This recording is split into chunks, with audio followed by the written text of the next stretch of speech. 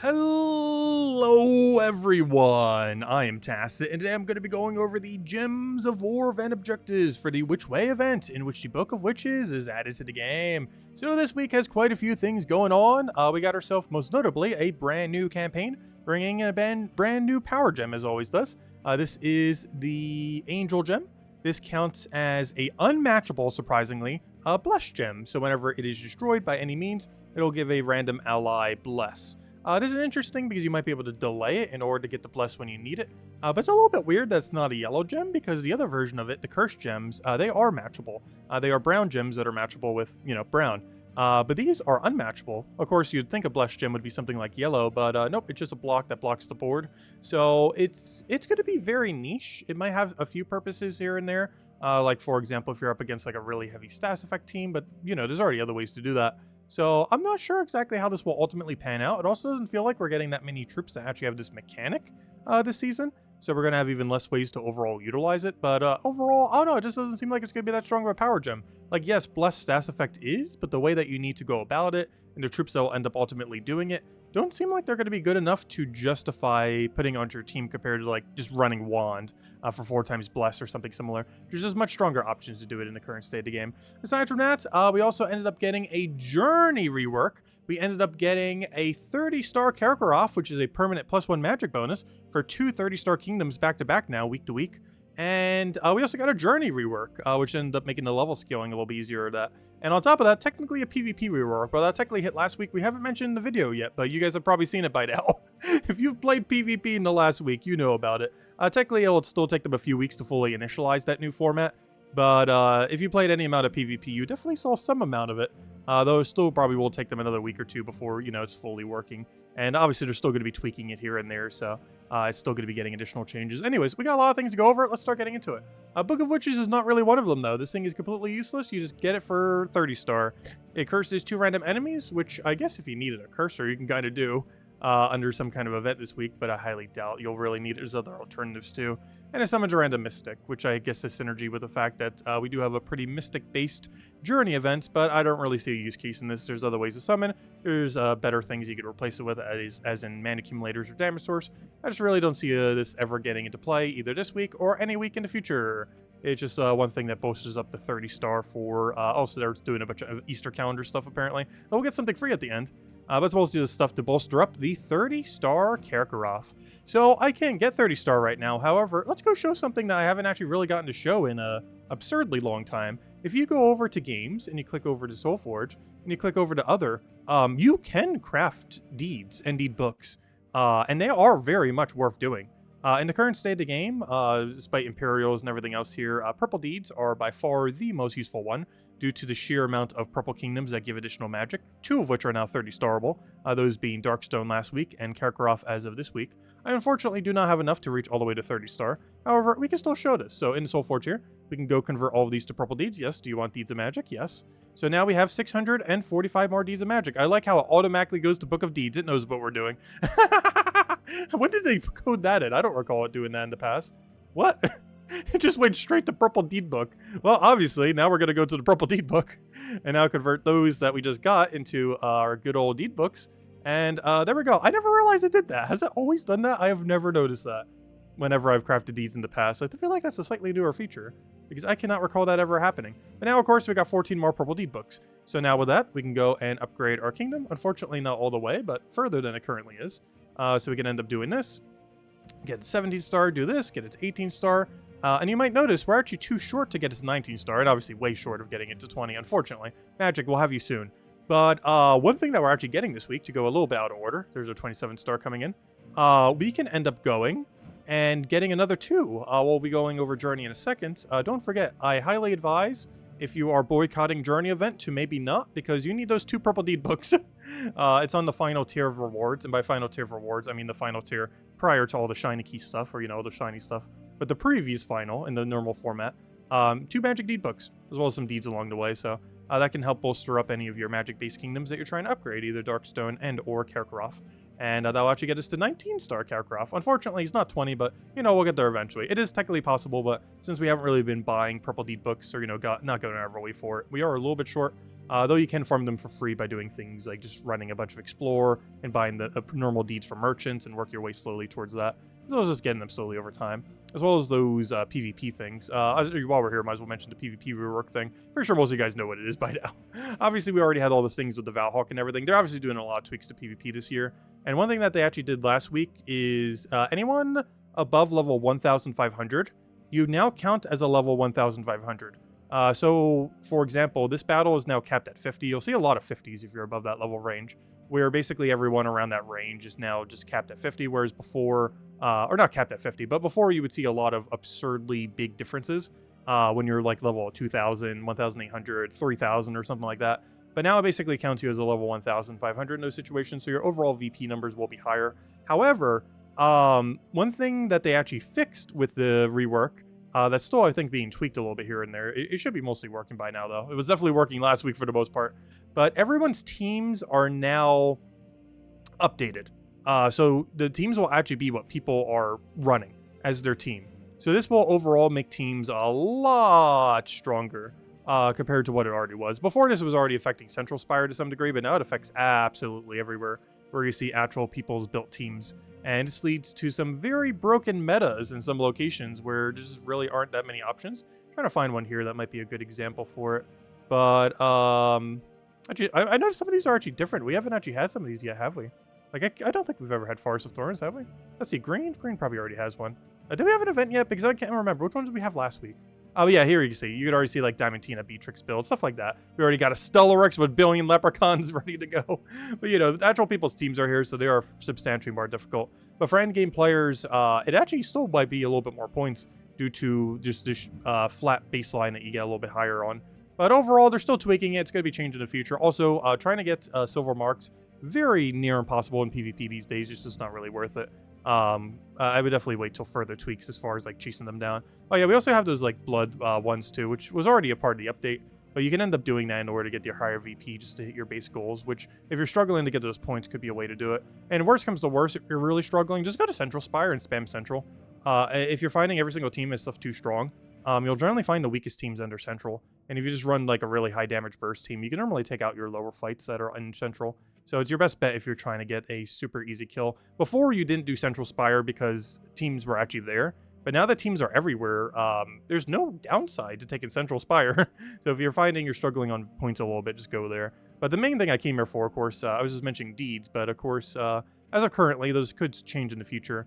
The best thing to be dumping all deeds into is still, or not deeds, to dump all your gold marks into are the deed books. Like right now I can get 18 more, which on average should be about 3 more purple deed books. So if we really wanted to make that push, we can do it with that as well to try to get Karakoth up, or any other magic-based kingdom you're trying to do. Anyways, another news, other things, where should we go next? So, new campaign. As far as new campaign is concerned, we got, once again, a campaign that has almost no magic. We get only +2. Last time we got +0. Whatever happened to all the 6s and 8s? Or even a 10, could you imagine? But, yeah, we have a few rewards in here. We get a weapon over here. This weapon ends up dealing some damage to an enemy, boosted by angel gems, and then creates 2 angel gems, aka it does nothing. We also have the pet, some yellow deed books. Anything else? We have a tarot card that basically does nothing, creates an angel gem. And we have the new Fallen Valdis. So this thing's actually not as bad as Fallen Valdis. Fallen Valdis will always remain, like, the worst troop pretty much in the game. Definitely top 5 lowest, maybe even top 3, maybe even worse of worse. However, this is kind of like Fallen Valdis, but slightly better, but still worse. The main benefit that it has is that it has a actual damage boost, rather than its boost ratio going towards nothing. But it just explodes all angel gems, which is nearly as useless as the other one, basically exploding all doom skulls. There's just not much of a use case for this. There aren't going to be too many things that can create a lot of angel gems. Well, it itself ends up creating some. It's just not really going to be enough to really be worthwhile, especially now that we're starting to get so many things that can create good spawns, or even double spawns. We're starting to get so many troops that can create 2 gems at the start of every single turn, and creating 1 gem that can't even physically match with anything else, really bad. Reminds me of that one bounty gem we ended up getting during, or booty gem I think it was called, that we ended up getting a couple campaigns ago. It was just so useless. There's just no use case for it. And his troop is pretty similar. The only situation I could ever see being useful is if Undead and or Daemon ever become meta. But in the current state of the game, that isn't really the case, unless we get like 50% Daemon start at some point. Undeads have it, but Daemons don't. Daemons might eventually make a comeback if that does come, but even then, it's still not enough to justify using it. It's also only 40 additional damage, as very few Undead Daemons exist. And even if they did have one, let's say, that's only 50 extra damage. That's still pretty low for how much mana cost it has, but absolutely no follow-up unless there's Angel Gems on the board. I guess you will get a few Blesses on and a few Explodes, but it's just not worth the mana cost. Even at 20 mana cost, I don't really see this getting used. And it's unfortunately going to be a pretty bad Mythic. Once again, another campaign where the rewards that we get from it honestly aren't that good. But that's everything with that. Anyways, next we have ourselves, I feel like sequence-wise, there's something big I didn't mention within this. Oh yeah, Journey. So Journey got a rework. Journey ended up getting a rework. So of course, Journey's been needing a rework for a while since they nerfed the Journey troops. Unfortunately, the Journey troops are still just as nerfed. They did not tweak the troops at all. So that's sad. However, one thing they did tweak is the level scaling. So as you go deeper and deeper, the level at which things scale is lower. It's now at 6 instead of 8 compared to before it was like 10 or 12 or whatever it was. I don't remember. But it was previously 8 and now it's 6. So all the battles will scale at a slower rate compared to before. Is this going to make that much of a difference? Not really. The Journey troop's still just as useless as always. We are restricted to Mystic Purples, so this basically means use Queen Titania. Otherwise, there aren't really too many things. Honestly, just basically spam Queen Titania until we would. This thing, of course, creates a bunch of purple, so we're going to end up utilizing that. You have to use a team of Mystics with it, though you're forced to have to use one anyway, so it'll work out quite fine. And we're just using Fiend Fire for Curse. There's not too many options as far as we really have this time around, as far as things that can really be used. Let's see, Mythics. Surprisingly enough, Mythics don't really have a single option. Unless you want to run Fall and Validus now. I guess you have Vespera, but Vespera's too slow. It would work, but it would be way too slow to win. Yeah, Queen Titania. There's this thing. This thing has a weird interaction with Mystics, but I'm not sure if it's really worth using. But it does technically barrier all Mystics, so if you need an alternative barrier, you can end up doing that. If you find you're dying or if you just don't have other options. The biggest issue with it is it's the same color as Queen Titania. And Queen Titania does substantially more damage between Fairy Fire and its boost ratio and its extra turn potential. There are some scroll spam routes, but it's not really worth doing compared to spell damage. Anything else? Not really. A couple scroll spams if you're going down that route, like Empower Skull. Something really cheap if you need an AoE, you could go down the Alithians instead of Queen Titania. Not advised, but super cheap. You just throw some Chaos Shards at Alithia, and you have this team in no time. You can get it in literally a few days. If you don't have it now, you'll probably have it by like Tuesday or Wednesday, probably by the end of the Tuesday faction event. So if you don't currently have that, you got yourself a team with that. Actually, I didn't even show that with the low rarity team. But you can literally run what we're running now or something similar just with that. Run any hero weapon, the Cartographer, and double Lithium's Servitor. Basically, you don't have Queen Titania build of this version of this team. Though we went down a slightly different build for the super cheap one when we show teams in a little bit. But yeah, there is not much to use. It's basically Queen Titania. It's like their main option. Just AoE spam them until you win and hope the Journey troop doesn't fail you. Though it will. Don't worry, it will. As far as other things that we have going on throughout the week. Tuesday. Oh yeah, they did make some announcements on Guild Wars. I've read it off on stream. It's things that we kind of already knew, but they never put into words, but then they did. Guild Wars, of course, has been delayed for quite a while now because it hasn't been able to interact with the new PvP system, things we've already known. And one thing that was also pretty suggested, though they kind of confirmed it recently, is that they're going to completely need to overhaul Guild Wars. It makes sense because it was coded ages ago. It's a very, very old game mode. We're talking like 7, 8 years. Like it's a long, long time ago. So they're just going to completely scrap it and build it from the ground up. So whatever on earth they're going to be replacing it with, who knows? It could be months before we even get to see it again. Even though it does have a timer here, they're just doing that so the game doesn't glitch out. It has some weird interaction with the game.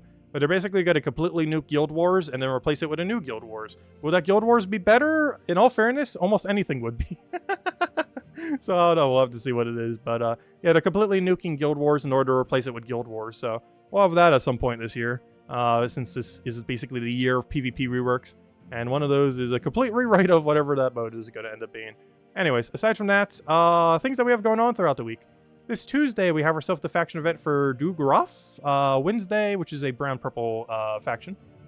So we have access to Guard's Avatar at lower range, higher range. We have like Thrall Zolgoth stuff, and even Iron Gut Zolgoth because we have access to brown. So it should be pretty straightforward. Wednesday, we got the Easter pet for 2024 Easter. The little lamb thing with the little Easter hat on it. Thursday, we have ourselves the class event for Sorcerer, which is basically just weaker Archmagus, so you never really use it, other than maybe for some events this week where you're like pure Karakoth team. And then Fridays, you can see here, we have Bounty Hunter. Bounty troop that we're getting, not really that good. I believe it creates some green gems and resummons itself. Nothing particularly noteworthy. You'll have to use it as Bounty Hunter and then never end up using it again.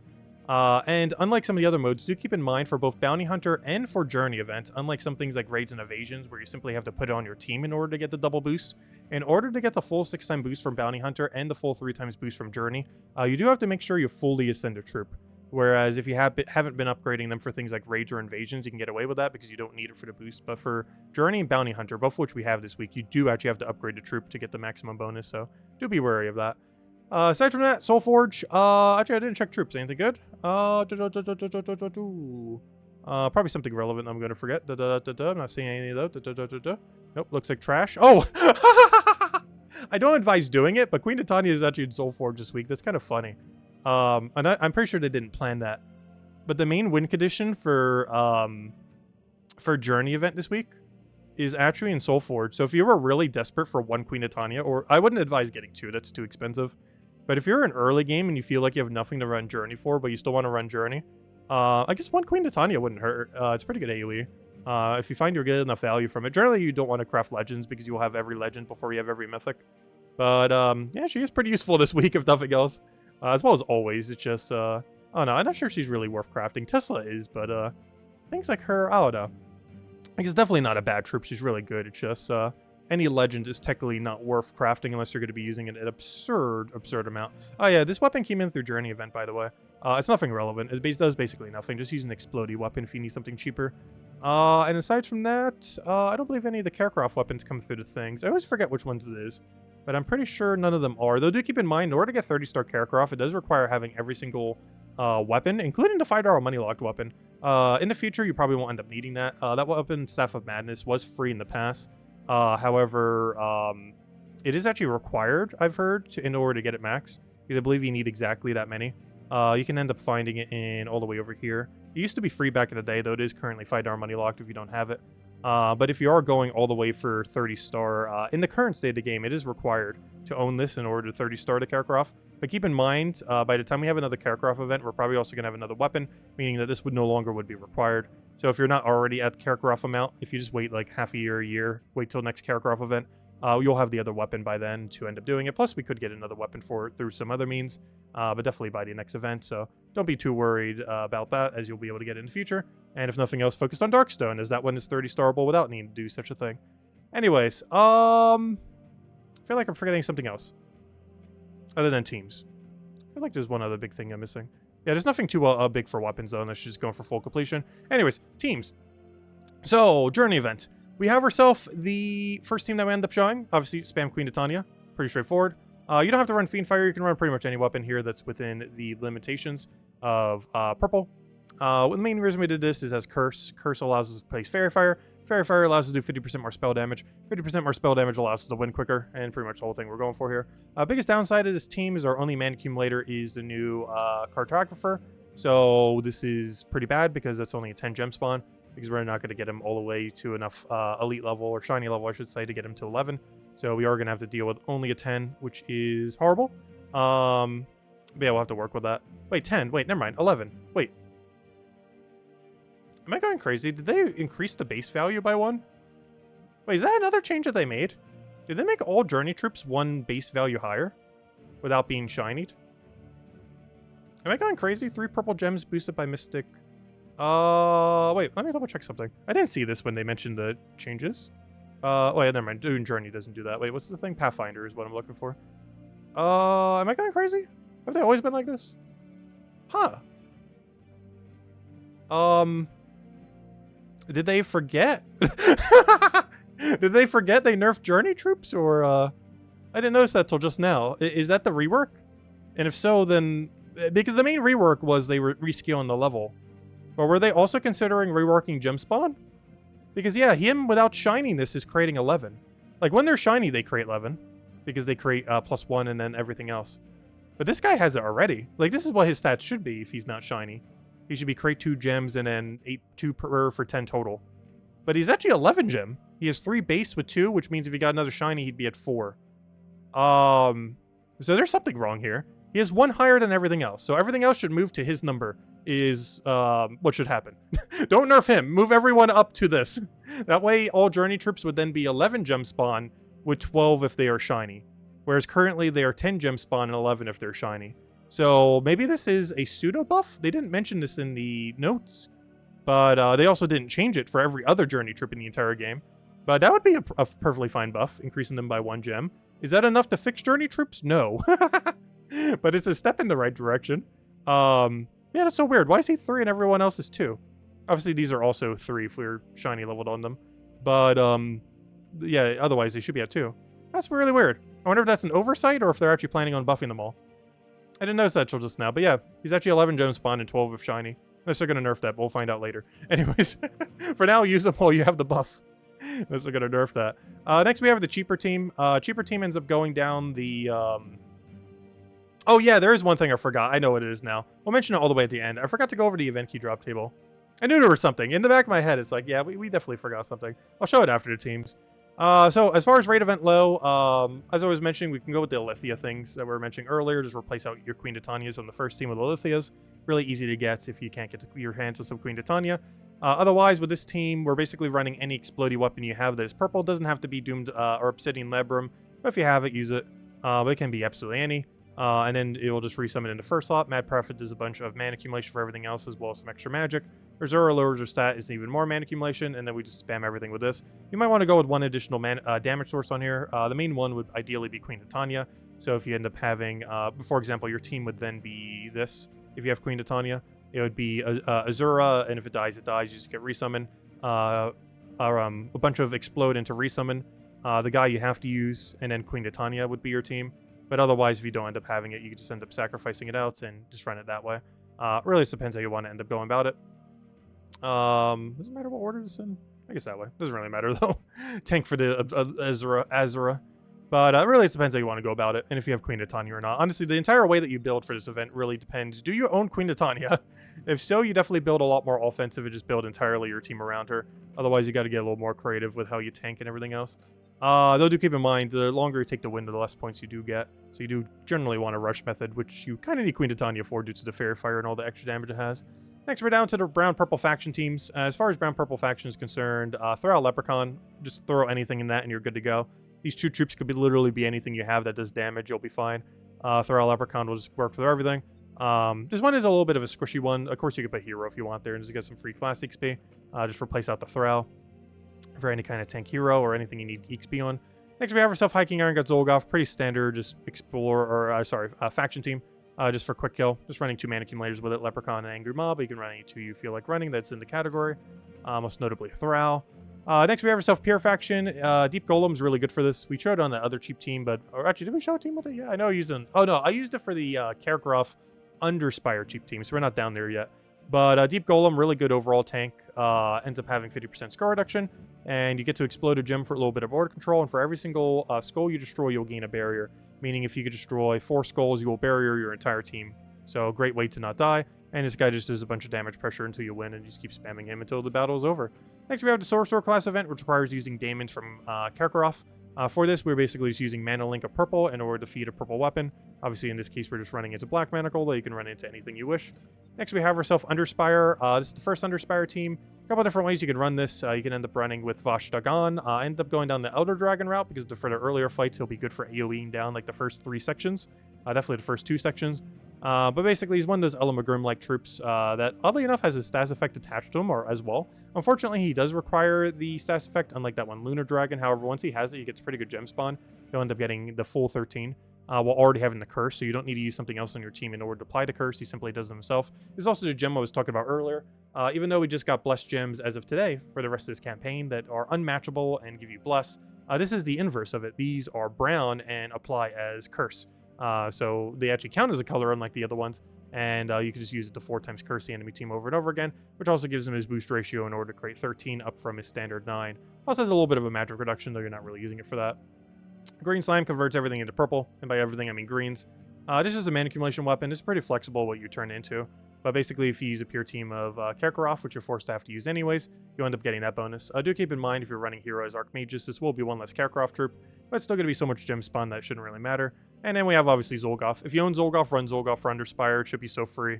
We're just using Elder Dragon early on in order to kill everything. And then later on, you just spam Zolgoth. Probably even go into double Zolgoth or something similar. Just build entirely around Zolgoth spamming, and it should be a very free Underspire this week. For the lower rarity team, unfortunately, not as good as far as Epic and below. Main strategy actually went down as the Devour strategy, trying to use the 20% Devour here. Is it worth using? Not really. It's definitely advised to try to get your hands on one of the better options this week, either Elder Dragon or Zolgoth. Keep in mind, though, we will be getting into the event key drop table in a moment. While you can try for Elder Dragon and event key drop table, Zolgoth is specifically Soulforge only, so you can't end up getting in the drop table. But that being said, this is actually a pretty good subway into the event key drop table. So since we didn't actually mention them earlier, of course, the event key drop table this week is for Karakoth. And the following are available in it. If we go set it up real quick, if we go to... I know there's one thing I'm forgetting. Always in the back of my head is like, there's still always something. Honestly, even after all this, there's probably always still something. There's always just that one thing somehow that just slipped my mind in the moment. But anyways, as far as things that are not in drop table, this includes Zolgoth, all those faction troops from Dugaroth. Or actually, I should probably say what each one is from. Zolgoth, one of the great insta-kill teams or troops in the game that build a lot of insta-kill teams. This is only from Soulforge.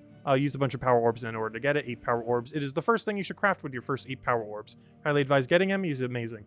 Well, he isn't as meta for compared to like kill everything at once kind of teams. Now that we have it with like Diamantina, particularly Stellarix, he is still absurdly relevant when it comes to super high stat locations where insta kill is still reigns supreme. So he is still used, particularly with Zolgoth Iron Gut build. It is still very good when things scale really high level, where AoE would just be too slow to run. The 4 Dugaroth troops, all from Dugaroth, and the only other one is going to be a little hard to get now that Guild Wars isn't happening for a while, which we already knew for a while, but even more so a while. Mizmer is only from Guild Wars events. Whenever we have one in 1,000 more years from now, you'll be able to get a Mizmer. But as of currently, he's a discontinued troop. So those 6 troops, I didn't even think about that. I think you might even need him for 30 star too, which is kind of weird. Though I'm pretty sure no newer player is even physically close to getting 30 stars Karakoth, so not that big a deal.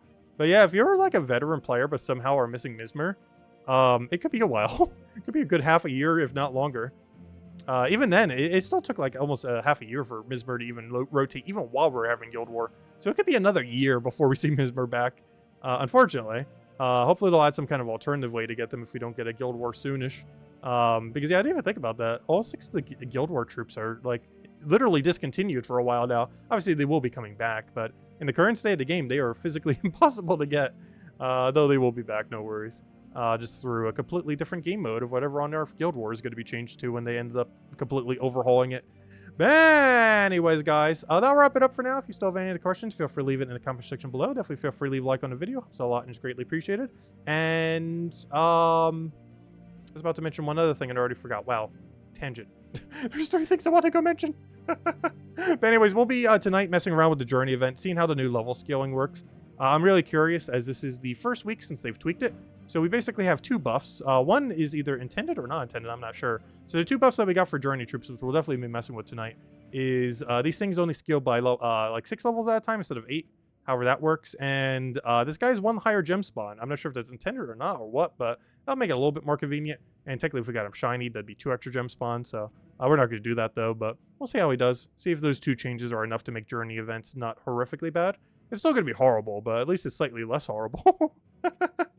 But anyways, guys, I'll wrap it up for now. I hope you all have a wonderful week, and thank you all so much for watching. Oh yeah, I know what I was going to say. And all the teams are in the description below if you want to go and copy paste any of them.